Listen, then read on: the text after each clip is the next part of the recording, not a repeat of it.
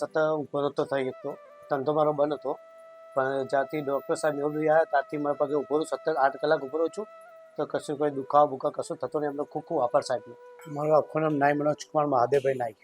મનોજભાઈ નાઈની આખી કથા કરીએ તો એમાં એવું છે કે 17-18 વર્ષ ના જ્યારે હતા ત્યારે એમને કંઈક વાગવાથી જમણા પગ બહારની બાજુ જતો હતો, જેને અમારી ભાષામાં જેનું વાલ્ગમ કહેવાય, એને નોકની પણ કહી શકાય. તો હવે જ્યારે એ બહારની તરફ જાય ત્યારે એને ચાલવામાં ખૂબ જ તકલીફ પડતી હોય. હવે મનોજભાઈએ બીજા 15-16 વર્ષ આવા પગ સાથે કાઢ્યા. 2004 પછી અમારે ટાઈફોઇડ થયો હતો. ટાઈફોઇડમાં પછી ધીમે ધીમે પગ વળી ગયો હતો. ટાઈફોઇડ થયા પછી આખો ત્રાસમાં આટલો થઈ ગયો.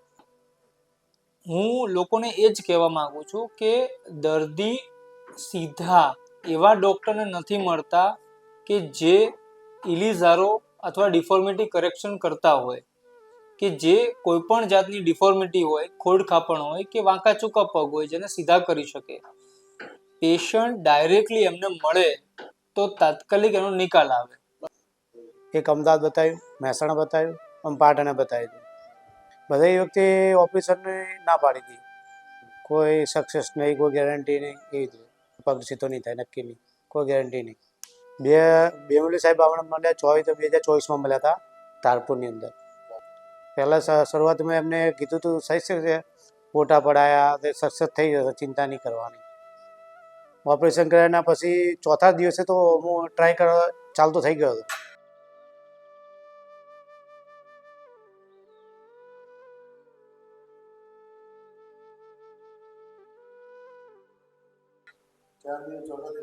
હા, પગે સળિયા હતા તો એ ચાલતો થઈ ગયો હતો. આ ઓર્થોપેડિક પછીની એક સુપર સ્પેશિયાલિટી બ્રાન્ચ છે જેમાં ખાલી માત્ર ને માત્ર ઇલિઝારો અને ડિફોર્મિટી કરેક્શનનું શીખવાડવામાં આવે છે.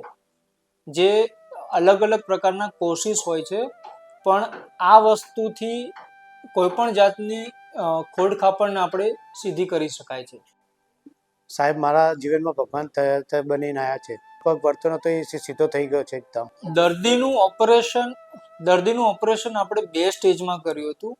એમને સાથળના હાડકામાં પણ તકલીફ હતી અને પગના હાડકામાં પણ તકલીફ હતી. જેથી સાથળના હાડકામાં જે પ્લેટ લગાવી છે એ એક સ્ટેજમાં લગાવી હતી અને એના 2 દિવસ પછી નીચે પગના હાડકામાં ઇલિઝારો એટલે કે રિંગ દ્વારા ઓપરેશન કરીને પગને ધીમે ધીમે ચાકી ફેરવીને સીધો કરવામાં આવ્યો હતો.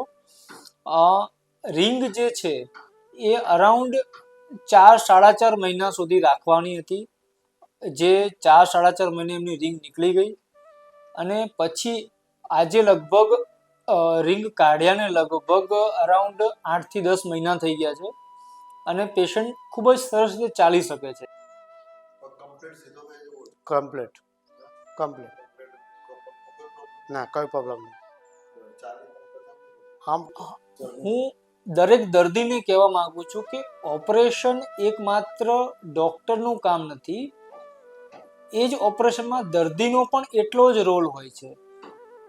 ઓપરેશનમાં અમે રિંગ લગાડી દઈએ, પછી દર્દીએ જે કસરત કરવાની હોય છે, ચાકી ફેરવવાની હોય, ચાલવાનું હોય, ડ્રેસિંગ કરવાનું હોય, આ બધું નિયમિતપણે કરો તો તમને લગભગ 100% રિઝલ્ટ મળતું હોય છે.